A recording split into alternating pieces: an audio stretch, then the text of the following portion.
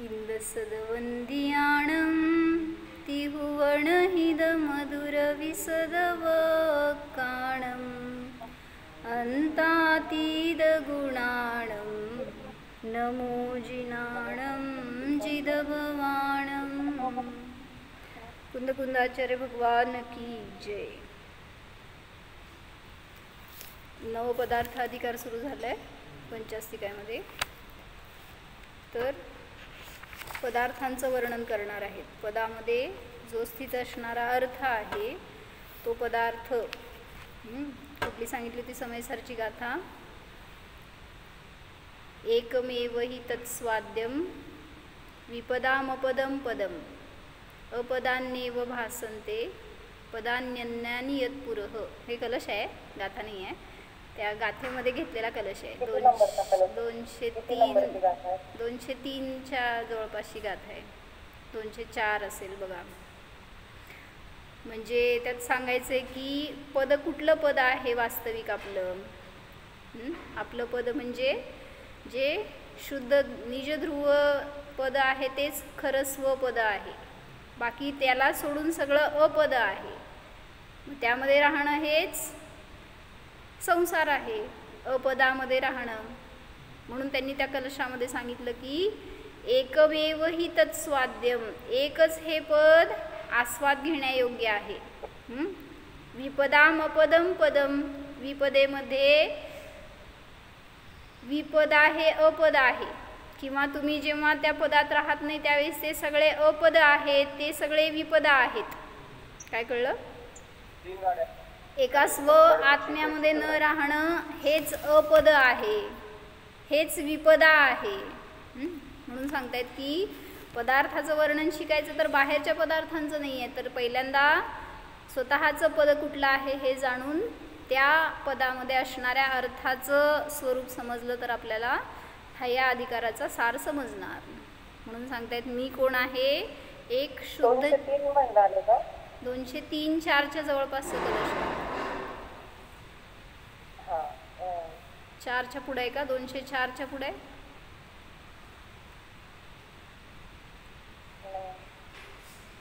कलश नंबर नाही सांगत, गाथा नंबर 204। 203 नंतरचा कलश आहे 139 कलश नंबर। अर्थ वाचा त्याचा।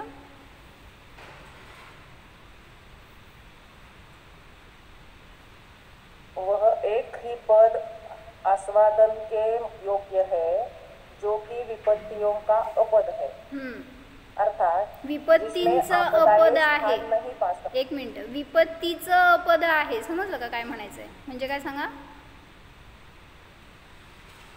एक जे एकच पद असं आहे ज्याचा स्वाद घेण्यायोग्य आहे आणि ते पद विपत्तीचं अपद आहे। म्हणजे काय हो? विपत्ती का स्थान नाही। हा, म्हणजे विपत्तीसाठी अपद आहे, विपत्ती तिथं येऊ शकत नाही। जसं म्हटलं की तुम्ही जेव्हा स्वभावात राहत नाही आणि परामध्ये जाताय तर तिथं रागद्वेष होत आहे, त्याला विपत्ती म्हणताय। तिथं तुमचं स्वपदाचं ते अपद आहे आणि स्वपद हे विपत्तीचं अपद आहे। समजलं असेल तर धरा, नाही तर सोडा। हां, उलट सुलट।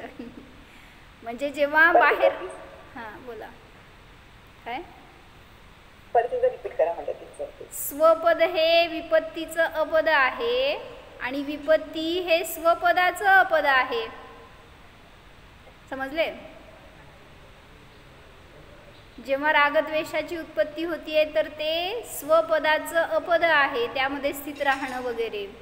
आणि जेव्हा स्वपदामध्ये आपल्या स्वभावामध्ये राहतोय तर तिथं विपत्ती कधीही येणार नाही। मग भलेही तुम्ही तिथं त्या उपसर्गामध्ये असणार, त्या मुनिराजांवर जे काय संकट येत आहेत किंवा कुठं पडलो, ॲक्सिडेंट झालाय, काय शारीरिक बाधा होतीये किंवा आयु संपत आलाय समजा, काय त्यावेळीस तुम्ही कुठं राहताय हो? कुठली विपत्ती आहे? म्हणजे विपत्ती आहे का संपत्ती आहे? म्हणजे स्वपदामध्ये आहात का अपदामध्ये आहात त्याच्या अनुसार विपत्ती ठरते। आपण जेव्हा शेवटच्या समयांमध्ये आहे त्यावेळेस तिथं जर शरीरात उपयोग गेला तर विपत्तीच आहे, पण त्या समयात सुद्धा भयंकर कॅन्सरचे समजा वेदना व्हायला लागल्यात शरीरात, पण जर स्वभावामध्ये राहताय तर कसलीच विपत्ती नाही. ते विपत्तीचं अस्थान आहे, अपद आहे असं सांगितलं. चिंतन करा अजून याच्यावर म्हणजे समजेल. स्वपद यह विपत्तियों का अपद है. हां तेच की, एवढं चांगलं आहे हे सेंटेन्स, याच्यावर चिंतन करा. स्वपद हे विपत्तीचं अपद आहे. जेव्हा जेव्हा मला काय संकट वाटेल, जेव्हा मला अस्थिरता वाटेल, काय कशाय झाले, संकलेश झाले, तर समजून घ्या जर मी स्वपदामध्ये आलो तर सगळ्या विपत्तींचा नाश तिथल्या त्या क्षणी होणार. म्हणूनच तर महाराजींनी डायरीमध्ये सगळीकडे काय सांगितलं, तुम्ही म्हणता ना काहीतरी झाल्यावर अवघड आहे म्हणता का नाही म्हणत, आमच्याकडले सारखं म्हटलं जाते असं, काहीतरी झालं की अवघड आहे म्हणजे काय, म्हणजे मला छान वाटलं ते महाराजांचं वाक्य. महाराजजी म्हणाले ज्ञाता राहा कधीच अवघड नाही आहे काय. हां म्हणजे ज्ञाता राहणं पण अवघड नाही आहे आणि जे कार्य चालू आहे ते पण अवघड नाही आहे. मग तुम्हाला कधी काय अवघड वाटतं ना त्या समयात, मला तर भाववासना झाली अशी बरं का. महाराजजी म्हणले म्हणजे ते इथे एक पॅराग्राफमध्ये असं चाललं होतं महाराजजींचं वर्णन की कोणाशी काहीतरी मतभेद झाल्यावर ते एक्सप्लेन करायसाठी ह्यांना आतुरता, एवढं उत्कंठा सांगण्याची, त्यासाठी ह्यांनी चंचल झाले होते महाराजजी, म्हणजे सांगण्यासाठी त्यांना समजवून. मग परत त्यांनी लिहिलं की हे सुद्धा विपत्ती आहे, म्हणजे दुसऱ्याच्या नादी लागणं किंवा त्याच्यामध्ये भानगडीत पडणं, त्याला समजलं नाही, समजलं अवघड आहे असं लिहिलं पहिला, आणि परत म्हणले ज्ञाता राहणं म्हणजे सगळ्या अवघडातनं बाहेर पडणं आहे. म्हणून आपल्यासाठी पण तसं प्रयोग करा. आपण जितकं ज्ञाता राहतोय तर सगळं काय म्हणते अवघड सोपे झाले रे, सगळं सोपं होणार. काय म्हणताय वाचा, पुढचं वाचू का ते पूर्ण? तेच की पूर्ण करा की ते अर्थ. वह एक ही अपद आस्वादन के योग्य है जो कि विपत्तियों का अपद है, अर्थात जिसमें आपदाएं स्थान नहीं पा सकती और जिसके आगे अन्य पद अपद ही भाषित होते हैं, अन्य सब पद. म्हणजे जेव्हा आपलं घर आहे, तुमचं हे राहतं घर आहे समजा, तर या घरासमोर बाकीची सगळी घरं पर आहेत तुमच्यासाठी. कुठल्या घरात घुसणार आणि म्हणणार माझं आहे तुम्ही, किंवा त्याला स्व म्हणणार नाही, म्हणणार माझं स्थान मला कळालंय ना. मग तसं सांगताय तुमचं स्वपद तुम्हाला कळालं की बाकीचे सगळे अपद आहेत. सगळेमध्ये काय काय घ्यायचं सांगा, काय घ्यायचं त्याच्यामध्ये? सगळंच मला सोडून सगळंच, बाकीचे तसं नाही, सगळंच नाही, मला सगळं सांगा काय ते. मला सोडून सगळे पुद्गल, धर्माधर्म, जीव सुद्धा. ठीक आहे, बाकी सगळे बाकीचे 6 द्रव्य आले. पुढं 6 द्रव्य अपद आहेत. पुढं देवशास्त्र गुरु सुद्धा, देवशास्त्र गुरु सुद्धा अपद आहेत. अजून सावधान बरं का, काय अर्थ चुकीचा काढू नका. अपद का म्हणतोय, कारण आपलं जे मूळ पद आहे ते मिळाल्यावर सगळं त्याच्यासमोर अपद आहेत. अजून काय आलं त्याच्यामध्ये, परद्रव्यामध्ये 6 द्रव्य आली की अजून त्याच्या भावार्थामध्ये बरोबर. कर्म एक ज्ञान ही आत्मा का पद है, पूजा, स्वाध्याय, व्रत, ओके, सगळे षटक्रिया अपद आहेत. अजून काय म्हणला तुम्ही, भावार्थात काय घेतलंय? एक ज्ञान ही आत्मा का पद है, बाकी सब अपद. हा, ते बाकी सबचं मला एक्सप्लेनेशन पाहिजे हो. महाराज त्या आचार्यांनी तुम्हाला शॉर्टमध्ये सांगितलं, त्याच्यावर चिंतन करा म्हणून हे सांगितलं तुम्ही. कर्म म्हणजे भाव कर्म, द्रव्य कर्म, नो कर्म सगळं अपद आहे. अजून शरीर सगळं ते आलं की 6 द्रव्यामध्ये. चेतन अचेतन परिग्रह सगळा अपद आहे. शरीर पण तुमचं नो कर्मामध्ये आलं, अपद आहे. अजून दिसतंय का काय, दिसतंय का अजून काय अपद आहे का तुमच्या नजरेत? काय काय ते बघायचंय मला हो. परिवार, परिजन, पूर्जन, नाही, जे एक पाहिजे ते मला सांगा ना तुम्ही. अपद काय आहे? प्रमत्त, प्रमत्त भाव. ठीक आहे. अजून अजून काय नाही, संपले का तुमचे अपद? कुठलीही पर्याय असो ती अपद आहे. आता ठीक आहे, भावकर्ममध्ये ते आलं, पण जरासं डिस्क्रिप्टिव्ह म्हणून शुभ भाव असू देत, अशुभ भाव असू देत किंवा शुद्ध भाव असू देत, ती पर्याय सुद्धा माझ्यासाठी अपद आहे. जरा फोकस करण्यासाठी, कारण ते सगळं तर भावकर्ममध्ये येणार आहे, पण आपल्याला ते कधी अपद नाही भासित होत. का त्याला अपद म्हणायचं? शुद्ध पर्याय जी प्रगट झाली ती अपद का? क्षणिक आहे, पर्याय आहे. ते म्हणजे माझा स्वभाव नाही आहे, स्थिर राहणार नाही आहे, त्यामुळे त्याला सुद्धा अपद म्हटलं.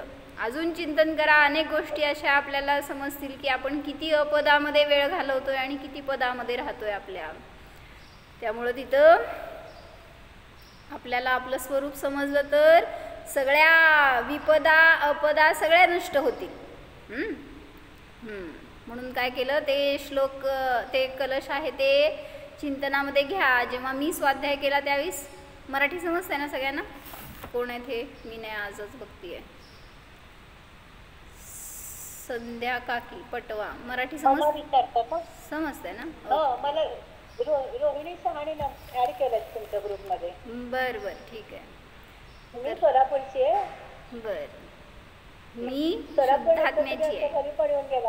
मी शुद्धात्म्याची. हा, चालतंय. मी काय सांगत होते? काय सांगत होते मी? हा, ते कलश म्हणत होते मी की जेव्हा मी तो स्वाध्यायात घेतला ना कलश, त्यावेळेस माताजी तर ट्रेस करतातच त्या कलशवर, खूप चांगला कलश आहे ह्याच्यासाठी की बाहेरचे सगळे पद आपण त्याच्यामध्ये पदवी मानतो, त्याच्यामध्ये मान सन्मान मानतो, पण ते पद पद नाहीच आहे. कोणी तुम्हाला प्रशंसा केली, मोठं पद दिलं म्हणल्यावर तुम्हाला वाटते की आपण पदाधिकारी झालो, ते पद पदच नाही आहे. म्हणून ते जेव्हा मी स्वाध्यायात आली ना त्यावेळेस 203-4 गाथा चालू असताना ते कलश एवढा छान वाटला मला, बस डोक्यात बसला. म्हणजे तुम्हाला पण चिंतनात घ्या तर चांगलं आहे असं म्हणते. कोणतं ते मत नितांदे जगत कीर्ती का? किती नंबर आहे म्हटलं? 139. 139 नंबरचा कलश आहे, तो घेतला मी आता. तर त्याच्यामध्ये सांगितलं की आपल्या स्वपदाला भावभासना करा तर सगळं दिसणारं अपद म्हणून तिथं, म्हणजे ते होईल, त्याला काय रटायची पाठ करायची गरज नाही आहे. जेव्हा चिंतनात घेताल ना त्यावेळेस ते सगळे शब्द काय त्यातनं भाव आहे तो सगळा चांगला ग्रहण होईल. म्हणून आज तुम्हाला घरचा अभ्यास आहे. 139 कलश. 1 to 139 नाही म्हटले मी, ओनली 139 म्हणले. कलश आपल्याला चिंतनात घ्यायचं आहे आणि जमलं तर पाठ करा. त्याच्यावर परत परत आपण जर चिंतन केलं, विचार केलं तर कितवं कलश करायचं आहे आज तुम्हाला. ओके. समयसारचा 139 कलश. बरं, कशासाठी सांगितलं हे सगळं मी? 9 पदार्थ अधिकार चालू झाला आहे ना आपला अधिकार, तर त्याच्यामध्ये त्यांनी आता पदार्थाचं वर्णन करतायत. मग त्या बाह्य पदार्थांचं वर्णन तर शुभ भाव आहे ते शिकणं, त्याचं स्वरूप समजून घेणं, पण ते प्रयोजनभूत नाही आहे, तर त्यातून सुद्धा मला माझा शुद्ध जीव पदार्थ समजून घ्यायचा आहे, हे उद्देश असावा. जयसेनाचार्यजींची टीका आहे, 105 गाथा आहेत.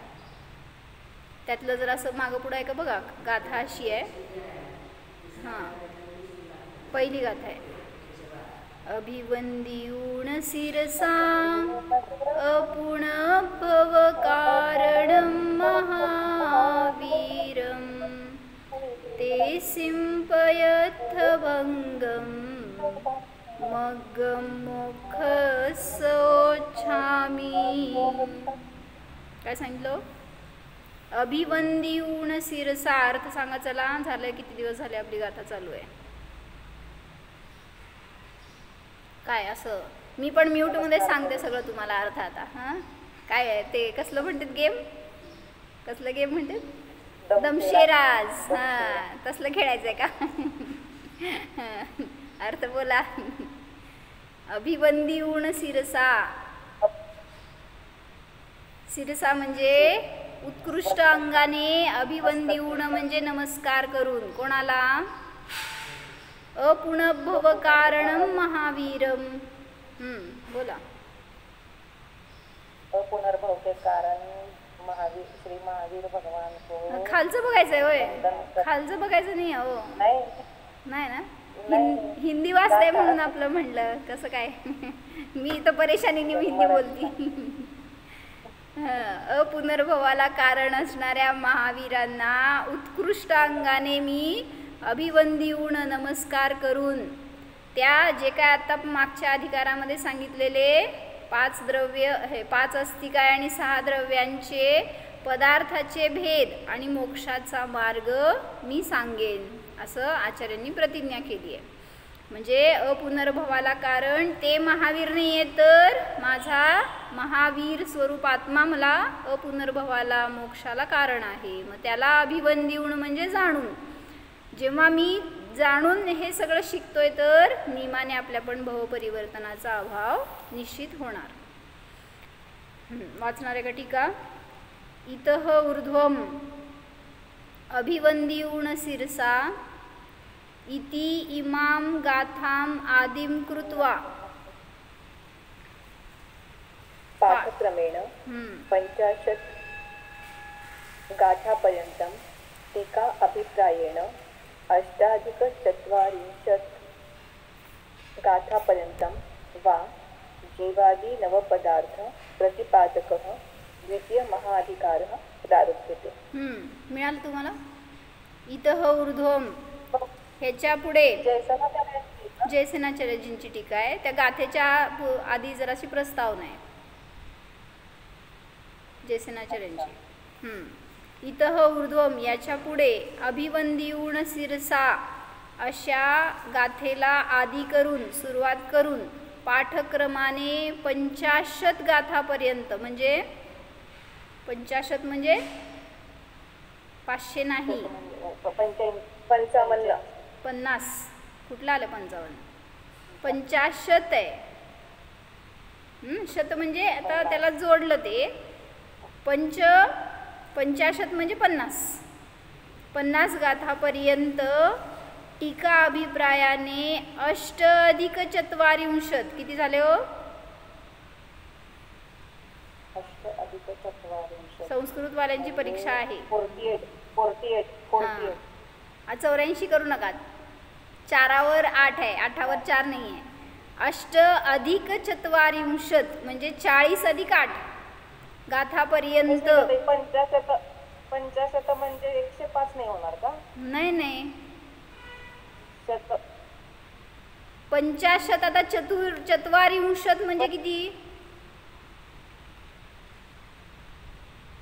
4 म्हणजे 40 घेतलं, तसं 50 म्हणजे 50, 63 म्हणजे 30. 50 म्हणजे इथं त्याला शतला हे केले ना, काय मोडलं? हां, शत म्हणताना मग 100 येणार. 500 अधिक असं आलं असतं तर मग 100 अधिक 5 वगैरे असं झालं असतं. 50 म्हणताना 50 घ्यायचं, 4 म्हणताना 40 झाले. नंदीश्वर दीपामध्ये किती चैत्यालय आहेत?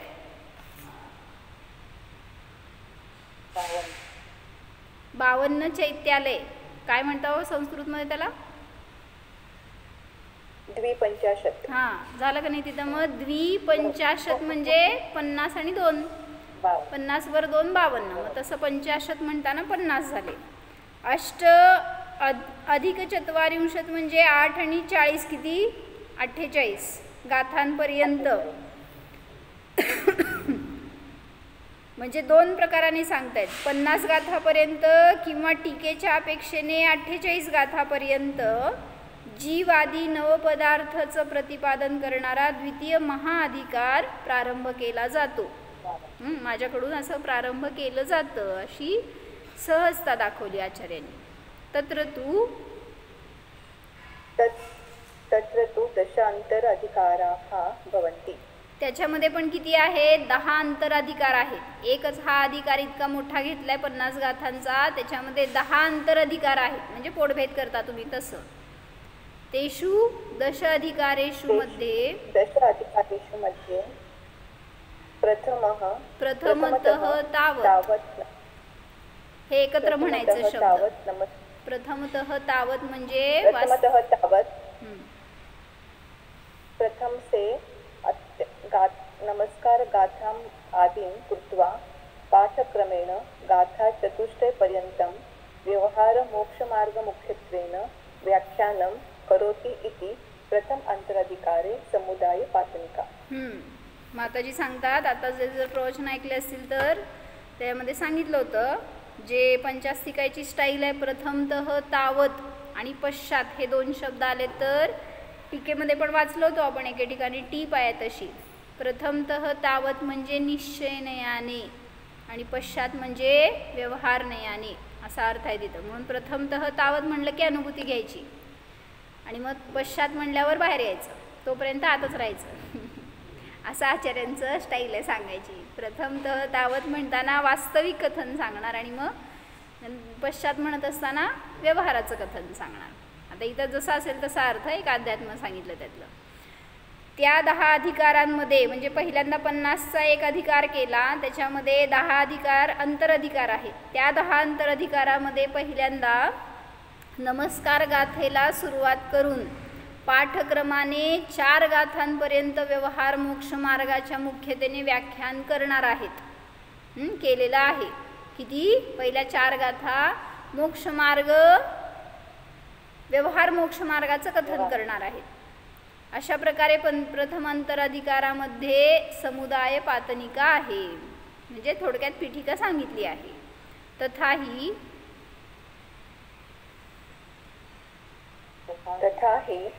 अंतिम तीर्थंकर परमदेवं नत्वा पंचास्तिकाय षड्द्रव्य संबंधिनं नवपदार्थभेदं मोक्षमार्गं च वक्ष्यामि इति प्रतिज्ञा पुरस्सरं नमस्कारं करोति. तथाही खुलासा करतात की अंतिम तीर्थंकर म्हणजे महावीर स्वामी या परमदेवांना नमस्कार करून पंचास्तिकाय षडद्रव्याच्या संबंधी 9 पदार्थाचे भेद आणि मोक्षमार्ग मी सांगेन अशा प्रकारे प्रतिज्ञा पुरस्सर नमस्कार गाथा केलेली आहे. म्हणजे हीच गाथा जी सांगितली आता ती प्रतिज्ञा रूपाने सांगितली. याच्या पुढे आता जे काही मी वर्णन करणार ते मागच्या अधिकाराशी रिलेटेड आहे. त्या 5 अस्तिकाय आणि 6 द्रव्याच्या संबंधी 9 पदार्थ आणि मोक्षमार्ग सांगणार आहेत. मग आता जसं प्रवचनसारमध्ये त्यांनी 3 अधिकार केले, कुठले? प्रवचनसारचे 3 अधिकार कुठले? ज्ञान तत्व प्रज्ञापन, ज्ञेय तत्व प्रज्ञापन आणि झालं की तुमचं वाचून सांगा. 3रा अधिकार कुठला?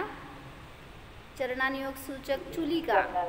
हां, मग पहिला ज्ञान म्हणजे सम्यक ज्ञानाचं वर्णन केलं. दुसरं ज्ञेय तत्व म्हणजे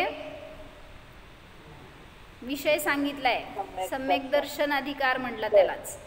आणि तिसरं चरणानुयोग चुलिका म्हणजे सम्यक चारित्र्याचं वर्णन केलंय. मग तसं इथं का नाही केले हो अधिकार?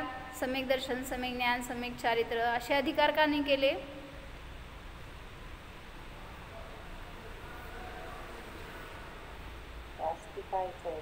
डोक्याला हात लावलाय तुम्ही, आचार्यांनी लावलं नाही.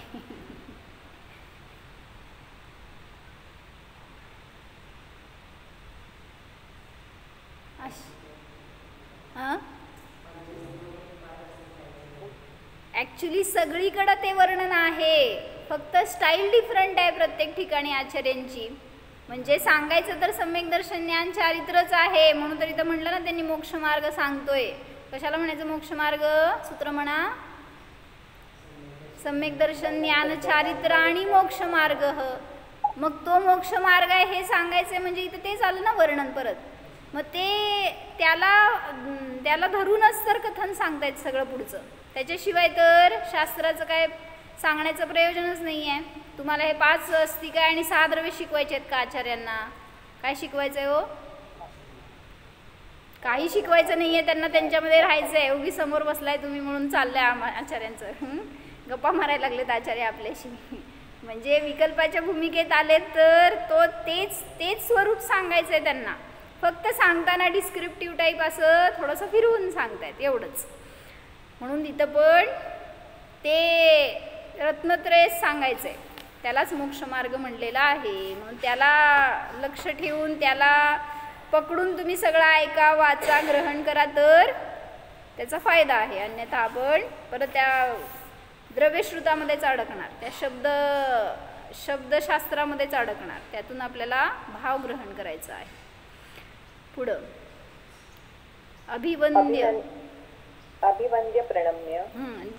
एक अर्थवाचक शब्द सांगितले. अभिवंदन करून म्हणजे प्रणाम करून. केन कशाच्या द्वारे? शिरसा म्हणजे उत्कृष्ट अंगाला अंग असणाऱ्या मस्तकाच्या द्वारे. का म्हणलं होतं उत्कृष्ट अंग? का म्हणलं? ज्ञान फक्त डोक्यात आहे म्हणून.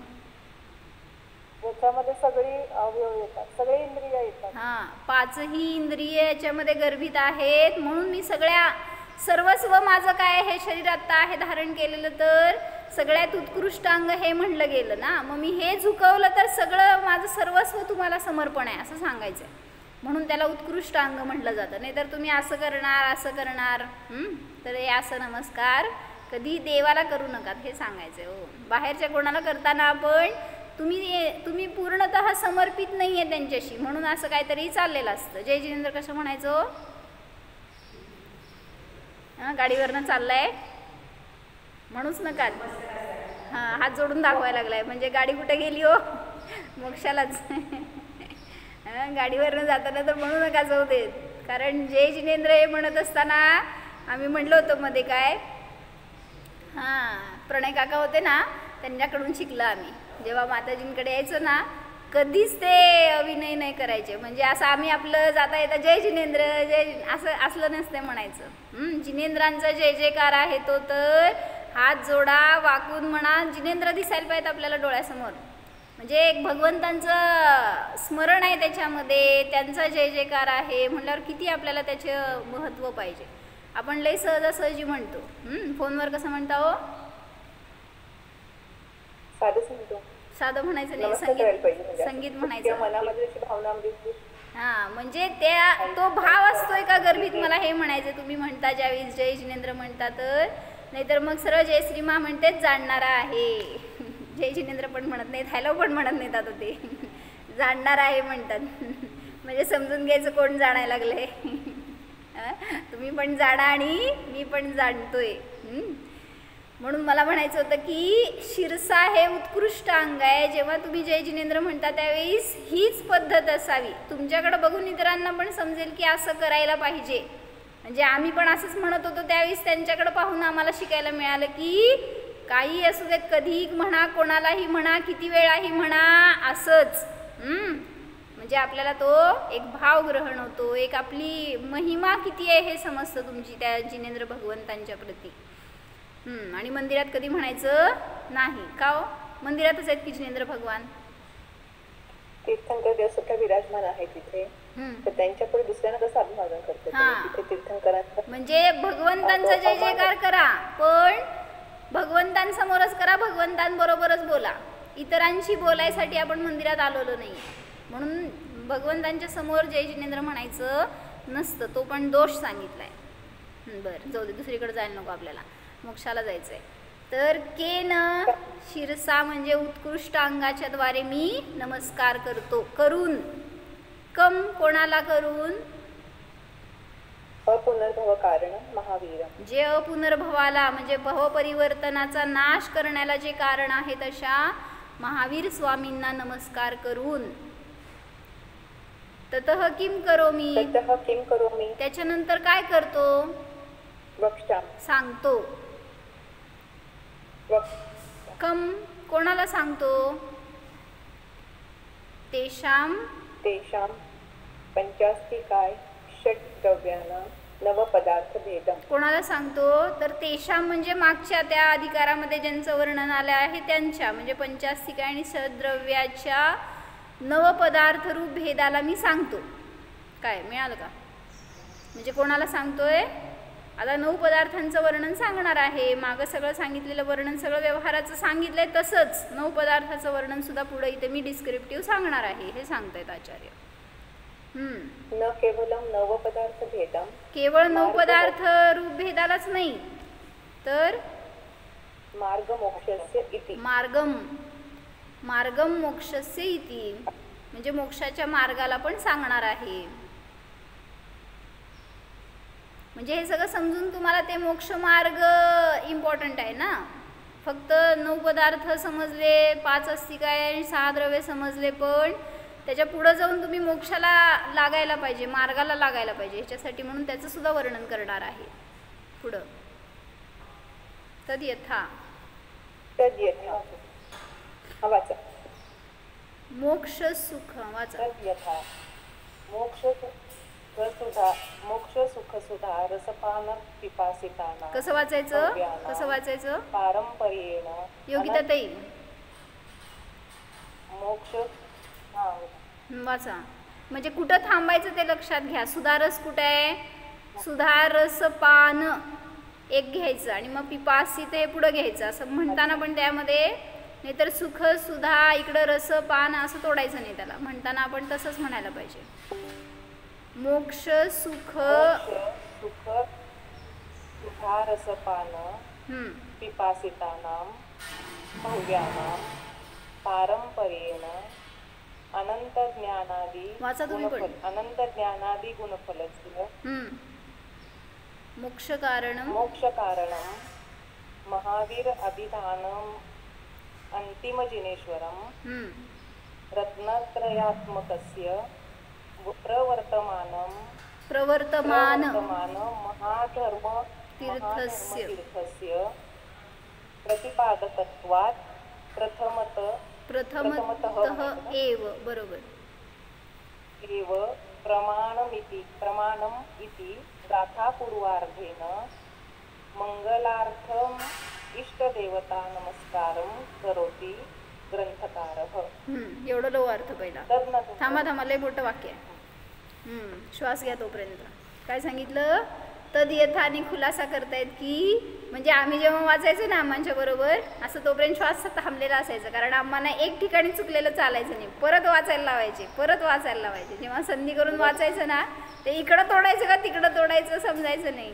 नाहीतर आणि ते वाचताना पण ते एकच शब्द मोठा असेल तर कुठं जाऊन थांबायचं हे पण आम्हाला जसं पाहिजे तसं वाचायला पाहिजे. नाहीतर ते म्हणजे जसं आहे तसं वाचायला पाहिजे असं त्यांचं प्रिन्सिपल्स. हां बरोबर. म्हणून मी पण तुम्हाला पकडणार आहे असं. तद्यथाने खुलासा करतात. मोक्ष सुख सुधारस पान पिपासित, म्हणजे मोक्ष सुखरूपी सुधारसाला पिण्याचे इच्छुक जे भव्य जीव आहेत, म्हणजे थोडक्यात मुमुक्षू म्हणायचं.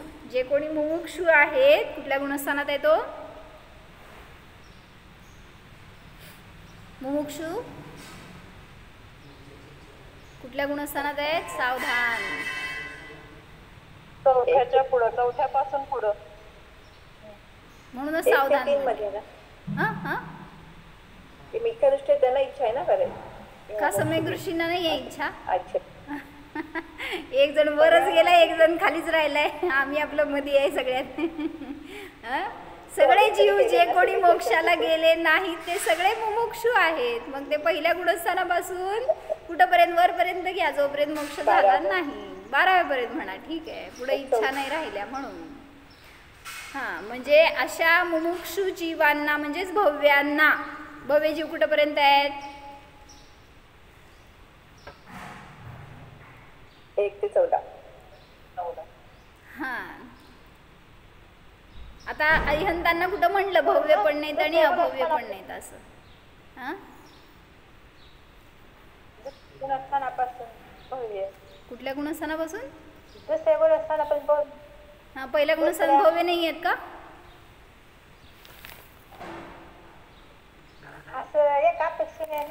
अहो, अपेक्षा पहिल्या गुणस्थानात भव्य आहेत की नाही?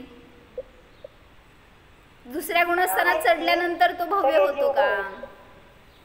आहे ना, अनादि मिथ्या दृष्टी जीव आहे पण भव्य आहे, असू शकतो. निगोदामध्ये आहे नित्य निगोदात, तर तो भव्य जीव असू शकतोय.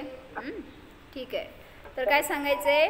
मोक्षाची इच्छा असणाऱ्या अशा भव्यांच्या पारंपरेण अनंत ज्ञानादी गुणफलस्य, परंपरेने अनंत ज्ञानादी गुणांचं फलस्वरूप मोक्षाला कारण असणारे महावीर नावाचे अंतिम तीर्थंकर तीर्थंकरांना रत्नत्रयात्मक प्रवर्तमान महाधर्मतीर्थाचे प्रतिपादक असल्यामुळे, म्हणजे जो जिनधर्म आहे त्या महान धर्माच्या तीर्थाचे जे प्रतिपादक आहेत असे ते अंतिम तीर्थंकर सांगणारे आहेत, तुमचं तीर्थ चालवणारे आहेत. अशा त्या तीर्थंकरांना प्रथमच प्रमाणम, प्रथमतः एव प्रमाणम, पहिले प्रमाण आहेत ते, म्हणजे काय म्हणायचं आहे, उन्हे प्रमाण मानकर, त्यांना प्रमाण मानून अशा प्रकारे गाथापूर्वार्धाने मंगल करण्यासाठी इष्टदेवता नमस्कार करतात. ग्रंथकार इष्टदेवाला नमस्कार करतो. जसं तुम्ही मंगलाचरणामध्ये सांगितलं पहिल्यांदा, तसंच जिथं अधिकार बदलला तिथे सुद्धा मंगल केलं जातं. कसलं मंगल म्हणायचं याला? मध्यमंगल म्हणायचं. आदिमंगल, मध्यमंगल आणि अंतमंगल म्हटलं जातं ना. मग सांगितलं होतं मध्ये एकदा की का करायचे हे 3 मंगल, आदिमंगल, मध्यमंगल आणि अंतिम मंगल का करायचं, ह्याचं उत्तर मला उद्या द्या तुम्ही. न्यायदीपिकेमध्ये महाराजींनी दाखवले 124 पानावर, 124-25 बघा त्याच्या जवळपास आहे, 2-4 पानं. म्हणजे जिथं ते प्रमाणाची पूज्यता सुरू झाली ना हिंदीतनं, त्याच्यावर आहे. थोडंसं काढा की पुस्तकाला हात लावा आणि जरा चाळा म्हणजे मिळेल. नाही, ते मंगलाचरण का करायचं हे सांगितलं, पण हे 3 मंगल का करायचे त्याचे 3 हेतू दिलेत. वीरसागर महाराजांनी पण खुलासा करून सांगितलाय. उद्या सांगा मला, 1 मिनिट राहिलं मला गाथा हे वाक्य पूर्ण करू दे. अशा प्रकारे मंगल करण्यासाठी इष्टदेवतेला नमस्कार करतो. ग्रंथकार इष्टदेवतेला नमस्कार करतात.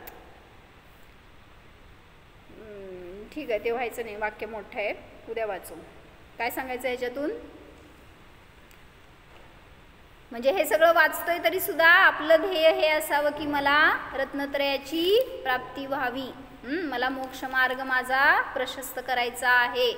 काय म्हणले आस्था? काय म्हणले मी कोण आहे?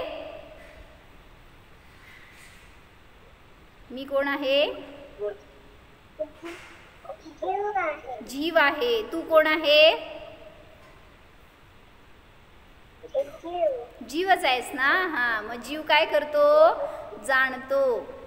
मग मला जाणायचंय की मी शरीर नाही आहे, मी मुलगी नाही आहे, मी काय म्हणायचं आस्था नाही. मी कोण आहे?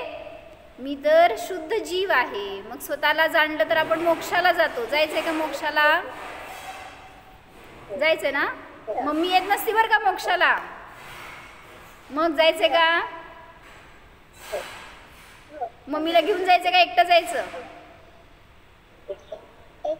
एकटं जायचं. चला ये बघू आत्ता अकलूजला पहिल्यांदा, मग तुला लगेच मोक्षाला पाठवतो. त्यासाठी ध्यान करायचं. मी जाणणारा आहे, मी सुद्धा महावीर स्वरूप आहे, हे आपल्याला जाणता यायला पाहिजे. काय काय म्हणते की बिचारी? ठीक आहे, जाणा म्हणून. हा मी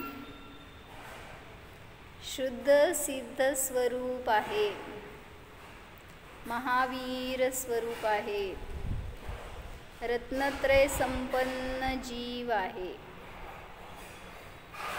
मी आहेच.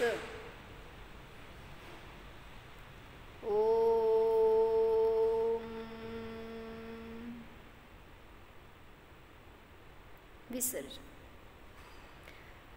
नमो अरिहंताणं, नमो सिद्धाणं, नमो आयर्याणं, नमो वज्रायणं, नमो लोये सौवसाहू.